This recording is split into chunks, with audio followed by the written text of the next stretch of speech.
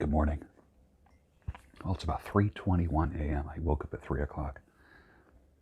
And I've still got a good amount of sleep because I went to bed pretty early. And rather than trying to just lay there for the next, couple hours, I got up. That's what I do. It's a good day. Happy Monday to you. Hope you had a good weekend. A couple interesting observations. It was over the weekend. I had posted a picture of Gianluca Vacchi, the Italian billionaire. And it was kind of interesting because I have a conference coming up in Vegas. I'll put a link for it down below if you want to go. It's for men. Innovative, fun, interesting. And as far as my interviewing is concerned, I'm not speaking. I'm just emceeing the event and hosting interviews, which is what I do well. I consider that more of my sweet spot than keynote speeches. And I wanted to reinvent myself. And I thought to myself, I've always had kind of like the news anchor look. The sport coat, the tie.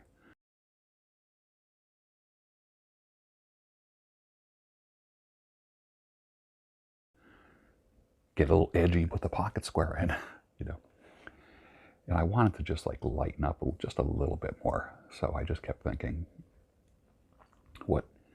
how do I want to present my image? What do I want to do? And I'm a guy that dresses more for comfort than for style. I care more about how clothes feel than how they look. Some of you are like that. Some of you would condemn that, but hey, such is life. Be yourself. You'll be happiest that way. Guarantee it. I've always kind of the casual, what I call the older Italian playboy look. It's a look that I like. It's a look that I just feel comfortable with. And I was talking with some friends about image and clothing and textures and stuff so that led me to just looking up clothing styles for older men. There's nothing worse than an older guy trying to look like a young guy there's nothing wrong with being youthful, but when you a 60-year-old guy wearing skinny jeans and flip-flops, that ain't flying here. That ain't happening. If you ever saw the movie that I told you about called La Grande Bellezza, I kind of like the clothing styles that the character's name is Giambadello or something like that. Giambardini, I don't know. And I like his style. I like that kind of, it's quote unquote age appropriate, whenever it fits me well. And I'm just getting away from news anchor, which when I was younger, and my hair was black, my beard was black, it worked. Now, things are different. You just have to be true to yourself at every stage of the game. Oh, by the way, the shirt today is Men of Iron. Can you see this? Paul, hey, thanks.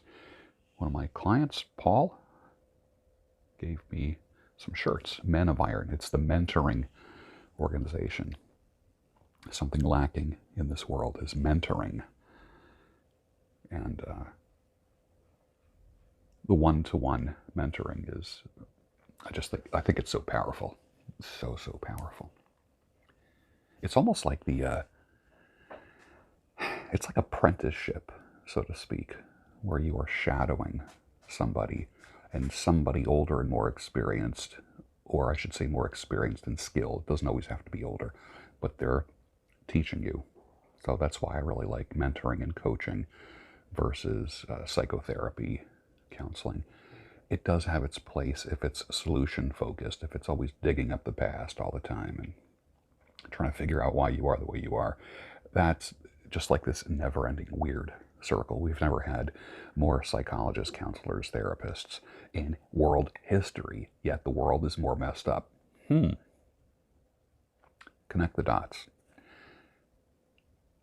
I want people to get out of the hole that they are in, not stay in the hole. And figuring out why you are the way you are does not get you out of the hole. Watch my video. I'll put a link for it down below. Watch my video on the difference between coaching and counseling. And I explain everything in detail of the differences between the two. Let's get back to the topic. So for the conference that's coming up, I'll be changing my style to a more like Grand Bellezza look. I'm going to be in more linen kind of stuff, not as news anchor and square shouldered and this kind of thing. So I Googled older Italian Playboy. If I had to just pick some words to describe that style that I like, that's really what I like, older Italian Playboy. And Gianluca Vacchi came up. And of course, I used to follow him. I don't follow a lot of people anymore. I just don't. And he used to make me laugh.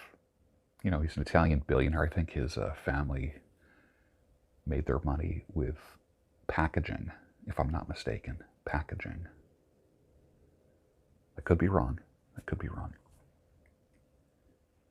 And I just think he's funny. His little videos on Instagram were just cracking me up, like on the yacht and doing these synchronized dances with his girlfriends and stuff, poolside and all this stuff. And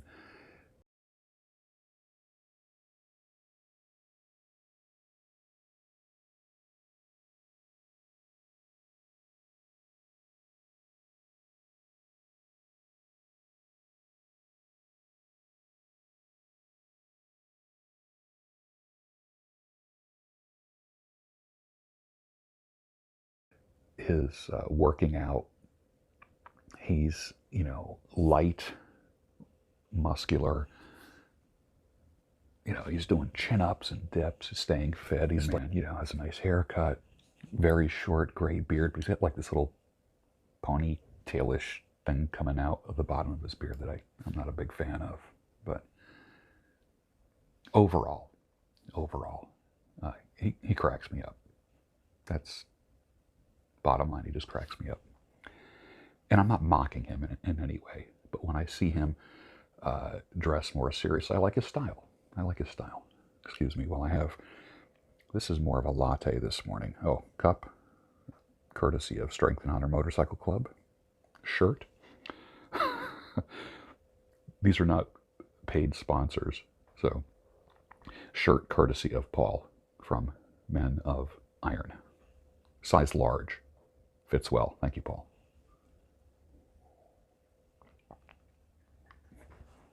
So, I started clicking around the Gianluca Vacchi life just to catch up. I haven't caught up with him in at least 2 or 3 years. So I see he has a Venezuelan girlfriend. Now he's in his early to mid 50s, and I think she's 26. So I posted some pictures, which I'll show you.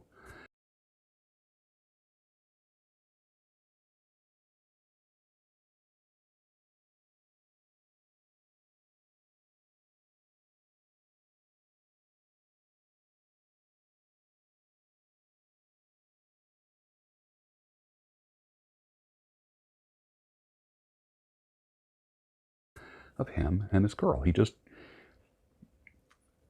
That's his thing. Now she's pregnant. She has a baby. I don't think they got married. I don't think they did. But I just posted pictures of him and his girl. Now, of course, gray hair makes everyone look old. So he's got the gray hair and the short gray beard, which obviously makes him look old. If he was clean shaven, he would look much younger. I know that. But she looks like she's 26. Pretty girl. What this video is about right now is about people's reactions to that and my observations to that.